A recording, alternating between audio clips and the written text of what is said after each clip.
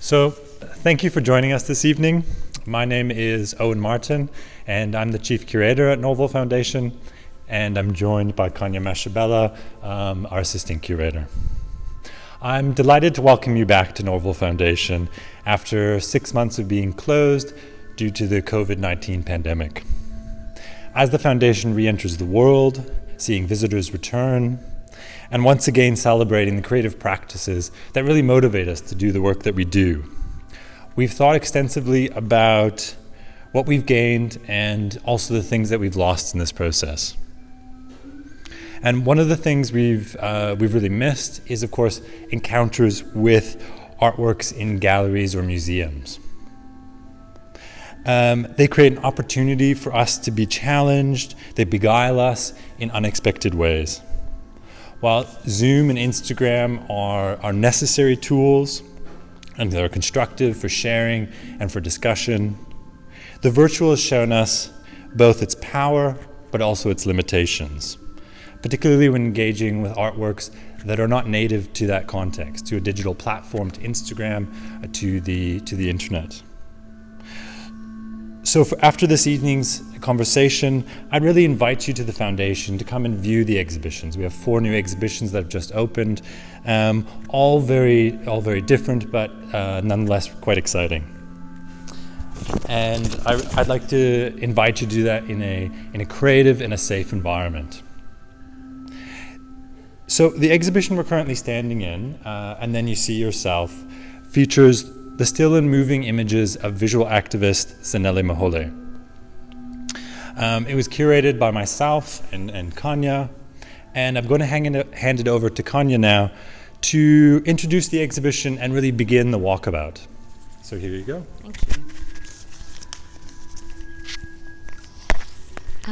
In and then you see yourself. It's kind of a meditation of how Muholi engages with the medium of self-portraiture and of photography. Zanele Muholi'Walkabout is quite a renowned artist and is also exhibiting at the Tate later this year. But their practice is kind of a form of visual activism, as they refer to it themselves, partly engaging with kind of the LGBTQI community, and this idea that they are deserving of empathy, particularly in a country as violent towards the queer community as South Africa is. So I want to walk over here, and behind me you'll see the video called I Me that was created in 2012 by Muholi. And it's very intentional in the exhibition that we're kind of confronted by this wall of eyes behind us as we enter. And it's partly because we felt that it would make the viewer maybe a bit more self-conscious about how they appear as well. And that's because we wanted to evoke the kind of sensation of seeing and also being seen, which we feel is very important to Muholi's practice. Speaking more generally to the kind of themes that are drawn out in the exhibition, we kind of started this exhibition wanting to think about how Somnyama and Gonyama kind of functioned and how it worked. And in doing so, we looked at the earlier works as a kind of lens to give us more insight into the later works. With this in mind, I'd like to go into this alcove space ahead of us. In front, we see another video from 2012, Lona Umzumbawami, Here Lies My Body. We see this close-up of the artist's body, kind of breathing and moving. Water's poured over their body. We see kind of soap. But they also have a knife that's dragged around their body. And in the end, we see kind of this forlorn figure lying on the beach, the artist's body. While this is partly about embodiment and how we inhabit our own bodies through identity, it's also about the way that violence affects this kind of embodied sense of identity. This idea is kind of taken further on the surrounding walls within the exhibition. We have these works here that we refer to as the blood mandalas, but each title of the work kind of refers to an incident of violence perpetrated against a lesbian person within South Africa's townships. So these works are partly self-portraiture in the sense that they are made of the artist's blood stains from menstrual blood, which have been digitally altered to create these patterns and printed as kind of seen as prints within the space. And so there we see kind of a different form of self-portraiture. This kind of sets us up as well to be in this intimate space that makes up the first half of the exhibition. Kind of understanding intimate representations of identity, which later turn public. I'm going to hand over to Owen now. Thank you. So as Khanya mentioned, the exhibition was conceived in a sense in two halves. The first half is really a meditation on the private, intimate space with images which are often candid snapshots or seemingly so, and then moves to a much more public presentation of self, which we'll see in the later works in Faces and Phases, and especially in Somyama, Yomyama. If we look here at this image of Muholi and their lover, there's a real beauty to it because there's a tenderness that's shown. Often when we think of Muholi's work as a visual activist, we think of images which are monuments and profoundly, I think, political monuments to the queer community. But here we see the multidimensionality of that community.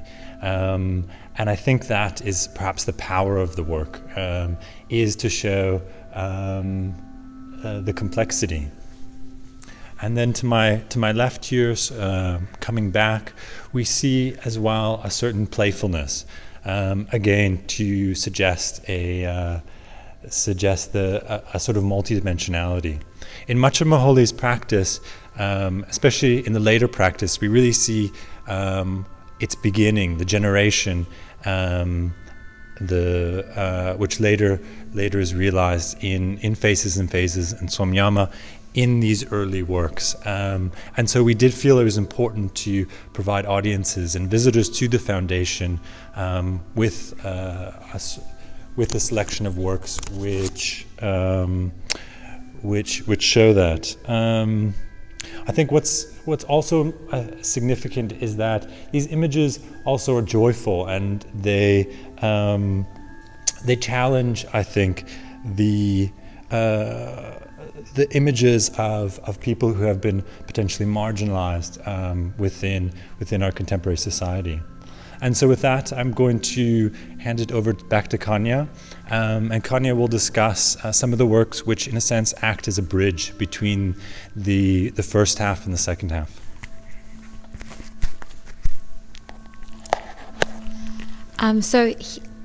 Thinking about this kind of wall that comes up as a bridge to kind of the public half of the exhibition, as Owen mentioned, we're presented here with the Being There series.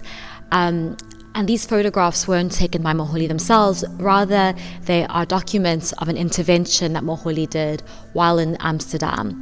And so we see them here represented as one of the sex workers in the windows of the red light district in Amsterdam. And one of the most interesting aspects of this work, if we're able to just get slightly closer, is that we see this kind of figure who's peering into the window.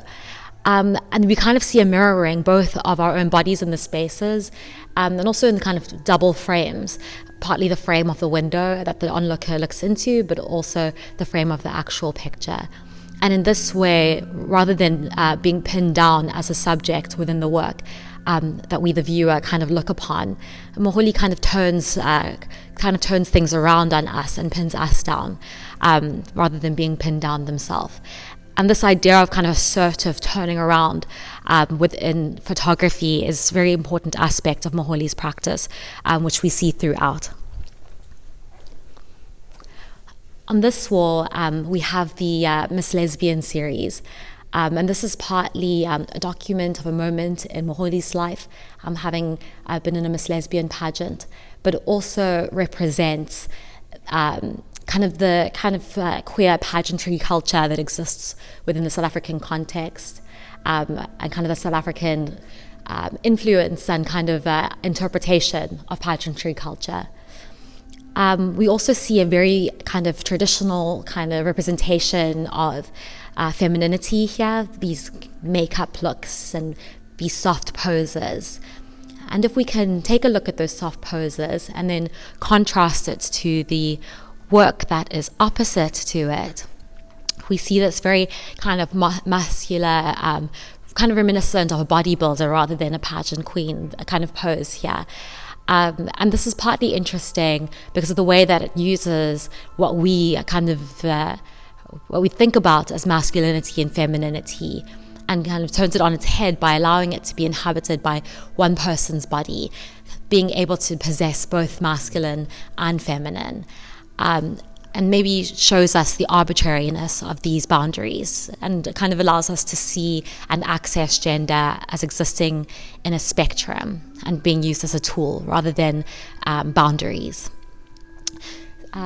So we'll pass along over here, and here we have the Masa and Mina series. Of course, there is a long history of kind of the treatment of domestic workers in South Africa that Moholi is tapping into here. And it's also about labor and the working class in general, and in some ways, thinking about class and how it's kind of objectified for what it's able to do and not what it is and what the people are, and their kind of backstories and inner narratives. So here we get this kind of insight into the inner life of a domestic worker, or rather a domestic worker character that Moholi plays. And thinking about this as a character also allows us to access the Sunyama and Gonyama works in a different way, and thinking about these multiple identities that Moholi is able to access by playing with costume and digital altering of photos as well. And again, we see a little bit of the sense of humor that Owen talked about here with this dog picture, kind of imagining the idea of the domestic worker and maybe what her relationship is with the family dog or something of that kind. I'm going to pass over to Owen again.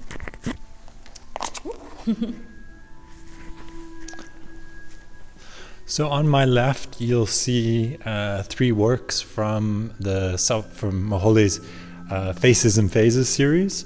And these are noticeably, they're all self-portraits of Moholi. One of the key aspects of this exhibition that runs across all the works is this idea of course, of self-portraiture, of representing oneself to a broader public. Moholi became, this series is probably one of the works which Moholi has become most well known for, in addition to Somyama, Gomyama, and is a document, or perhaps even better, a sort of monument to the queer black community in South Africa and beyond. And there's something very powerful about this series. It consists of hundreds of images, so these are just three of a very large body of work, and these specific works, I think, also speak to the way that gender can be represented in a photographic image and in a self-portraiture. If you think of the Miss Lesbian series that we just looked at, which was very clearly dealing with ideas of gender and how we understand and read gender, these three works in a more subtle way speak to how we might present and articulate a sense of gender, almost Moholi almost becoming a dandy in the work in the middle. And then as we move farther along, we come into the Somyama Gomyama series, and this really marks the second half of the exhibition. Many of the works, the majority of the works in this second half are drawn from the Homestead collection, which is an important aspect of the foundation. This is our permanent collection, and our acquisition of these works, Moholi marks a significant belief in this artist's practice and in the evolving identity of the collection, and was in some respects a catalyst for this exhibition. So we wanted to understand these works, this series, through the earlier photographic pieces we've just seen. As we move farther along the wall, if you recall the earlier works where Muholi is depicted with their partners, lovers, friends, in more candid images, often in the bedroom. Here we have a much more self-conscious representation of self, drawing perhaps on a longer history of fashion photography and explicitly with the history of photography.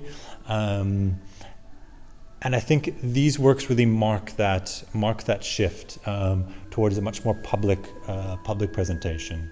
I'm going to pass back to Khanya, who's going to take us through a second grouping within this series. So on this wall, we see more explicitly how Muholi engages with the history of portraiture and the history of art, both in painting and in photography. We can kind of see the maybe 18th, 19th century influence, partly in kind of the headdresses that we see in the works, and also obviously in the crowns. There's kind of a aristocratic, high-class kind of portraiture.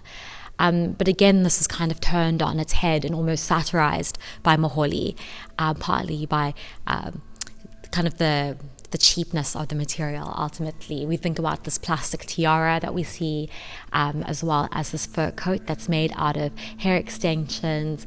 And then we also see this image of this kind of exotic, supposedly kind of an island girl image that's maybe we've seen in Gauguin, kind of turned on its head as well. Rather than having a fruit basket, they have a plastic bag of pears or oranges on their head. And so this is kind of making light of these kind of royal pretensions or class pretensions that exist within the work, but also using them as kind of a form of empowerment, this kind of visual language. This is kind of taken along again in the next grouping, where that was this kind of aristocratic image of photography and painting. Here we have a more ethnographic look at photography. Kind of brings to mind maybe the images that you would have seen in like the National Geographic or even older, of thinking about in quote unquote tribal cultures. But rather than being kind of objectified and exoticized by these representations, Muholi adopts them and makes them fully their own. We also see a kind of we see this kind of play on gender again, and gender as aesthetic tool. Muholi inhabits the bodies both of fierce warrior and of kind of gentle and kind of docile maiden. So we see traditional gender roles being turned on their head again. I'm going to pass over to Owen finally to look at the last work in the exhibition. So on my right, you can see the photograph Beki Sisa, and this closes the exhibition.